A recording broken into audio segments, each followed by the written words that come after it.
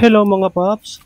Samahan niyo ako muli sa aking biyahe at pagtaklas sa kasaysayan na tulay na pigi na kung saan nabanggit sa El Pulvestorismo ni Gato si Rizal sa unang kabanata na kung tawagin ay Puente del Capricho na pinagawa ng Fransiskanong padre na si Victoriano del Moral noong 1851 hanggang 1852. Matatagpuan ang lumang tulay o Puente del Capricho sa bayan ng Mayhay, Laguna.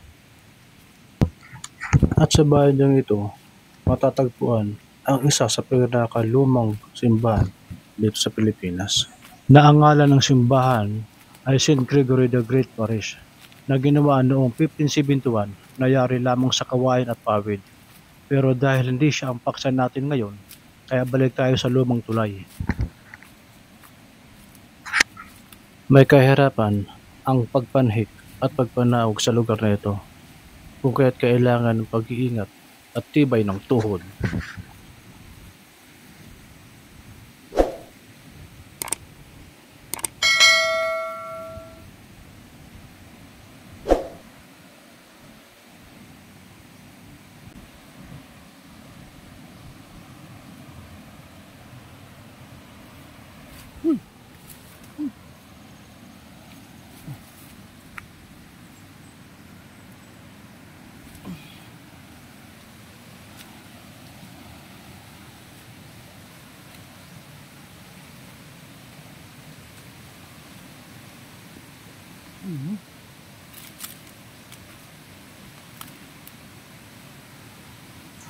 At maya-maya pa ay narating ko ang Batis. Medyo may kahirapan ang daan gawa sa mga bato na madudulas at isama natin ang mga lumot.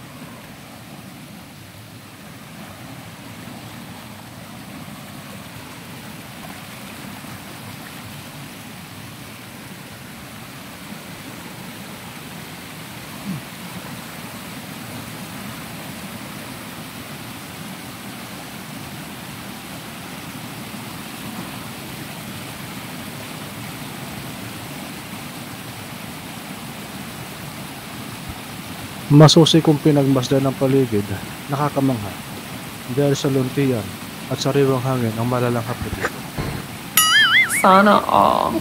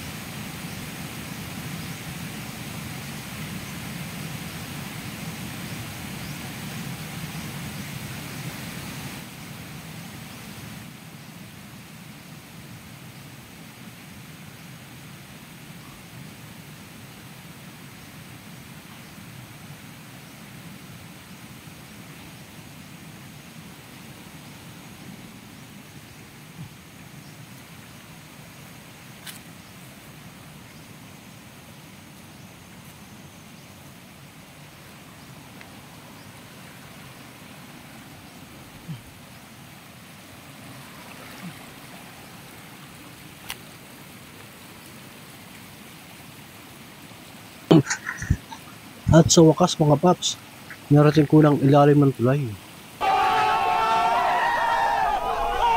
Maririnig din dito ang lagaslas ng tubig sa batis, na kung saan ito ay marirelax sa himig ng dulot ng lagaslas. Saan dumaan? Dito?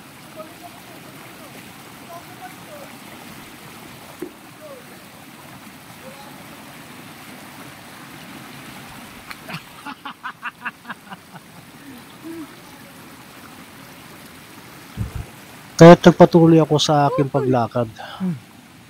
Hanggang sa gayon, lalo kong makita ng malapitan ang tulay na pigi.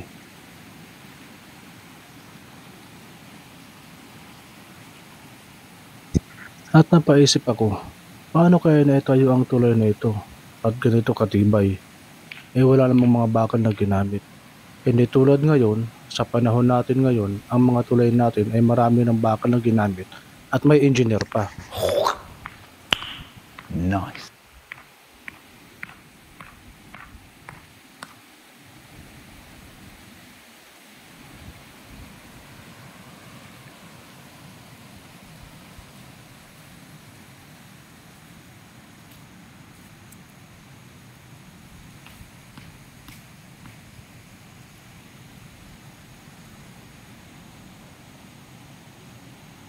May saging oh.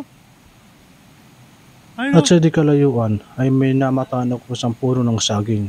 Saging na Yun puti. siyang nagpapasaya sa Tabang akin. puti. Bakit kaya mga paps?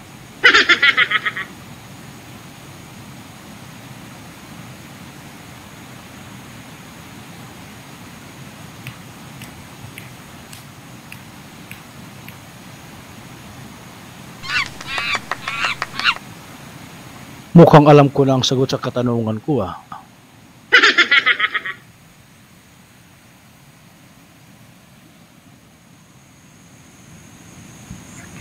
At sa di kalayuan ay pinagmasdan ko ang tulay na ito at naninag pa rin ang kagasigan at katatagan ng tulay na ito. Pagkat kahit marami na ang bagyong nagdaan ay nananatili pa rin nakatayo sa paglipas ng panahon.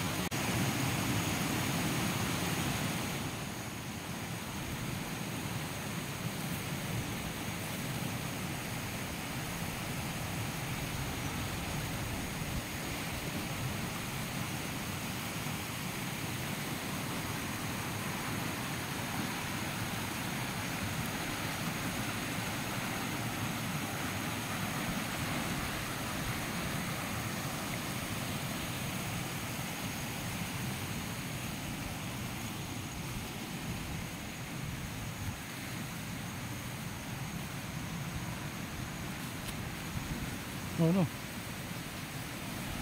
Iron. Ano nakita mo? Iron. Iron deficiency? Kaya pag basta mga kinakalawang, bakal yan. Nasa bato. Iron. Narinig nyo naman mga paps, kaya mabigat. sinabi ni John Wick. May bakal daw to. Kaya kinakalawang. Dahil palatandaan daw na may iron, ang isang bato, ay gawa sa may kalawang. Makikita naman talaga natin mga paps, sa may kalawang nga talaga.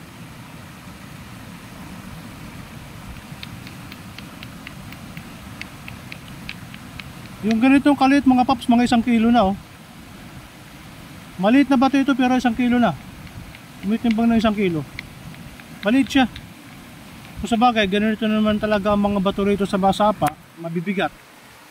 Dahil mga solido, ang sabi nga nila, buhay na bato. Dahil kung saan lumalaki raw yan sa paglipas ng mga panahon. Oh my God! Wow!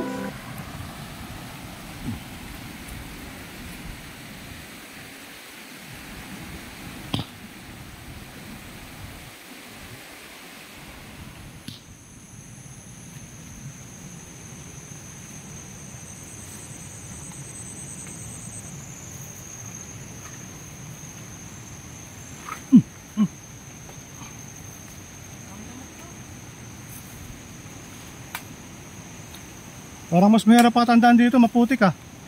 Nadali lang ano, kalabaw. Yun na nga eh. Wala sa akin sa gilid, wala. Baka gilid-gilid lang dumaan. O yung saging, hindi mo kakarbisin? Saan? Bawal dito. Bawal ba? Kala ko ba sa'yo yan? Yun lang.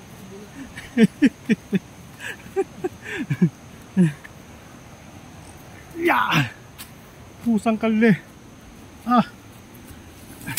Dito ko dinaan si Mavic nun eh. Suko siya eh. Si Mavic. Nakalagay doon sa exit kanina sa may gate. No video. Okay lang yun.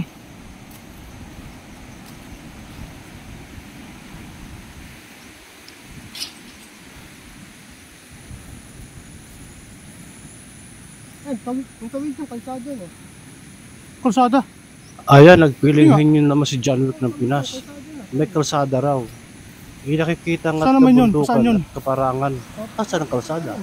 Hindi wow, piling hinyo lang po. Ayan. At ito siya na tinatapakan namin ay siya na mismo yung tulay. Mataas ang tulay na ito, kaya't kay gandang pagbasdan, ang lunti ang kapaligiran.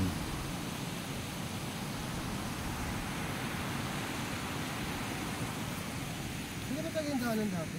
Wala. Ito, wala ito noon. Yung bakod na yan.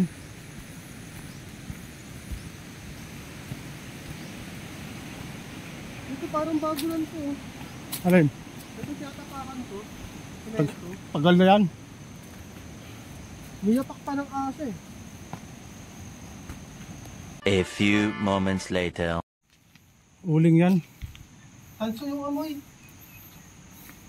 Ayun oh. Kasama na rin. Pero uling yan. Nilalagay dito.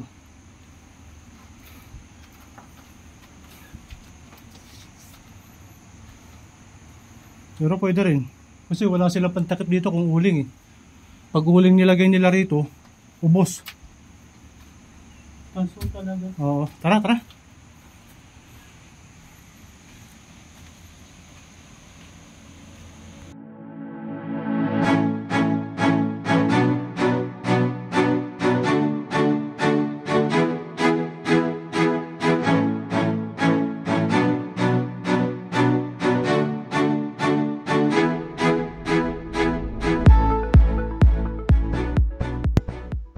Nakakalungkot lang isipin dahil tila napabayaan na kasabay ng paglipas ng panahon ang tulay na Puente del Capricho na kung saan maraming Indio ang pinahirapan ng Fransiskanong pari sa paggawa ng tulay na ito.